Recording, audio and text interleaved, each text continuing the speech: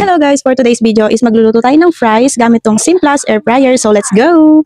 So ito yung gagamitin ko pagluluto ng fries. Almost 1 year na to sa akin and as you can see, maganda pa rin at makinis yung loob niya. Kasi gumagamit ako ng parchment paper kapag gagamitin ko to. Kung mag-iinit ako ng ulam or kung magluluto ako ng fries, ginagamitan ko talaga ng parchment paper. So ito yung lulutuin kong fries. Ayan, naglagay lang tayo ng right amount dito sa air fryer. So isasalang na natin siya.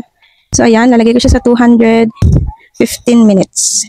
Perfect to pag may gusto kayong initin or may gusto kayong lutuing ulam. Pag kayo nag-crave ng fries, pwede kayong magluto agad-agad and very convenient talaga niyang gamitin. And hindi rin to malakas sa kuryente ha. And dito sa taas makikita nyo yung mga instructions kung magluluto kayo ng fries, ng cupcake, steak, vegetable, shrimp o kaya chicken. Naka-indicate na kung ilang degrees and ilang minutes ang isa-set nyo dito sa air fryer. Diba? Hindi na kayo mahihirapan and very useful talaga.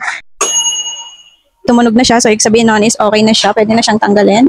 And ayan, kung makikita nyo, tama-tama lang yung pagkaluto ng fries. Talagyan na natin siya nitong cheese powder. Lagyan natin siya.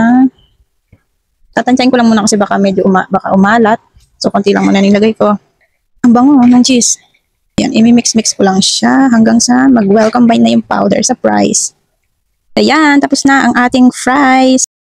So, ayan, sobrang dali na lang gumawa ng fries gamit itong Simplast air fryer. So kung gusto niyo rin mag-avail nitong air fryer and nitong parchment paper, isi-click nyo na yung basket o yung link sa comment section at mag-check out ka na.